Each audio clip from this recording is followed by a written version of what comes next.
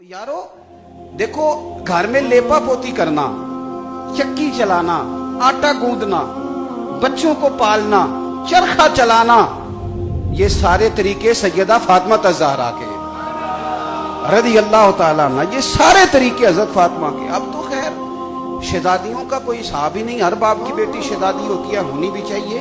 लेकिन जरा जरा सी बात पे लोग दुखते हैं, कहते हैं देखो जी बच्ची को काम बड़ा करना पड़ता है। और मेरे भाई याद रखो, सादा खाना, सादा घर, कच्चा मकान, घर के सारे काम काज, ये अहले बैत नबूवत का तरीका है।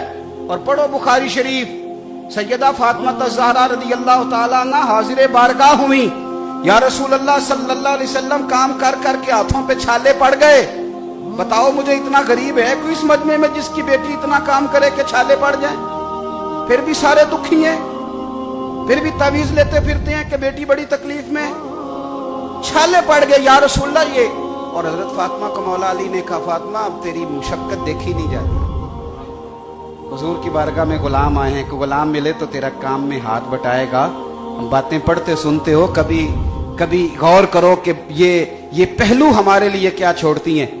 सैयदा पाक ने छाले दिखाए, मेरे करीम महबूब अलैहिस्सलाम ने क्या फरमाया? फरमाया फातिमा 33 बार सुभान अल्लाह पढ़ा कर, और 33 बार अल्हम्दुलिल्लाह पढ़ा कर, और 34 बार अल्लाहु अकबर पढ़ा कर। जब भी तू ये तस्बीह खत्म करेगी, रब तुझे गुलाम आजाद करने का सवाब अता फरमाएगा। गोया हुजूर ने कह दिया कि चक्की आपने खुद ही पीसनी है, आटा खुद ही गूंदना है, घर के सारे काम। यहाँ तो औरतें कुछ भी नहीं करती, फिर भी शाम को 4 गोलियां मंगवा लेती हैं, कोई काम भी नहीं, फिर भी 4 गोलियां। और इमाम हसन क्या फरमाते हैं? खुदारा खाली अहले बैत नबूवत ने हमें यकम मुहर्रम से 30 मुहर्रम तक का याम मनाने को नहीं दिए, उन्होंने पूरा उसवा हमें दिया है, पूरा बेहतरीन दस्तूर हयात दिया है।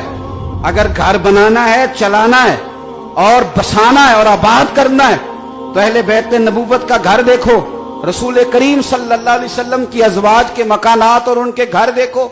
मेरे नबी पाक सल्लल्लाहु ताला अलैहि वसल्लम की शहजादी सारा दिन काम करती, सारा दिन मेहनत करती, मजदूरी करती।